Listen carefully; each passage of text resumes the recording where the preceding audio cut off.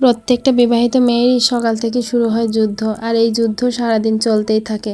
তবুও কিছু মানুষের মুখের কথা শুনলে মনে হয় যে কোনো কাজই করি না, মনে হয় সে এসে রান্না বান্না করে খাওয়াই দিয়ে যায়। হ্যালো এভরিওয়ান, আসসালামু আলাইকুম। সবাই কেমন আছেন? আশা করি সবাই ভালো আছেন। আলহামদুলিল্লাহ, আমিও ভালো আছি। কিন্তু কিছু মানুষের কথা শুনলে আর কি কষ্ট লাগে, তখন আর আপনাদের সঙ্গে শেয়ার করি। আর কার কাছে শেয়ার করব বলেন? আজকে বান্না ভিডিও দিয়ে সারাদিন কি কাজ করলাম টুকটাক সব কিছু তো ভিডিও করা সম্ভব না। সকালে উঠে নাস্তা বানিয়ে আমি আর আমার মেয়ে খাওয়া শুরু করে দিছি। আমি ডাল দিয়ে পরোটা খাচ্ছি, আর আমার মেয়ে সবসময় চিনি দিয়ে পরোটা পছন্দ করে। তো ডাল দিয়ে পরোটাটা খুব মজা হয়েছিল।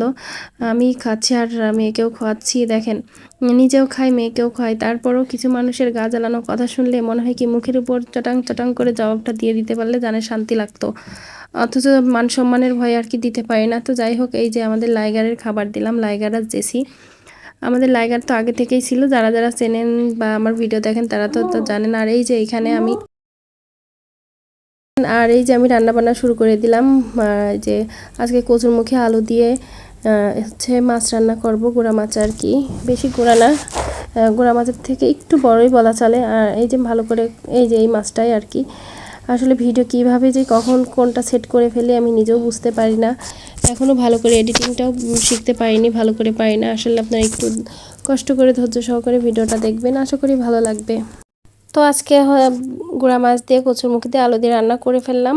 আর হচ্ছে ডাউল দিয়ে, মোটা ডাউল দিয়ে মুরগির লটপটি ছিল, ওইগুলো দিয়ে রান্না করব। এগুলো আমার বেবিরা খুবই পছন্দ করে, আর রুটিতে খাওয়ার জন্য খুবই ভালো একটা ডাউল রান্না, খুব ভালো লাগে, আমার কাছেও ভালো লাগে।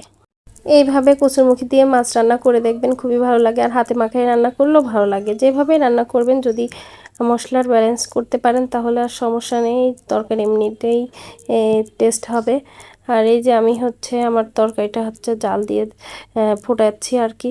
এটা ঝোলের পানি দিয়ে দিচ্ছি। এই পর্যায়ে আমি একটু শুকাই, একটু কম করে নেব ঝোলের পানিটা।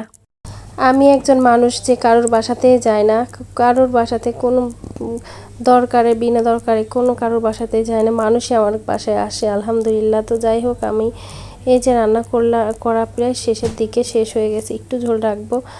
আর রান্না শেষে আমার হাজব্যান্ডের জন্য এই যে খাবার প্যাক করতেছি, তার জন্য তো লাঞ্চ দিয়ে দেওয়া লাগে। আর এই যে আমি এখানে হচ্ছে তরকারিটা যেটা রান্না করছিলাম ওইটা দিয়ে দিলাম, আর ভাতটা, আর আমি যে ডাউলটা রান্না করছিলাম ওইটাও দিয়ে দিব। সে আবার এই ডাউলটা পছন্দ করে না খুব একটা, তারপরও রান্না যখন করছি একটু দিয়েই দিলাম।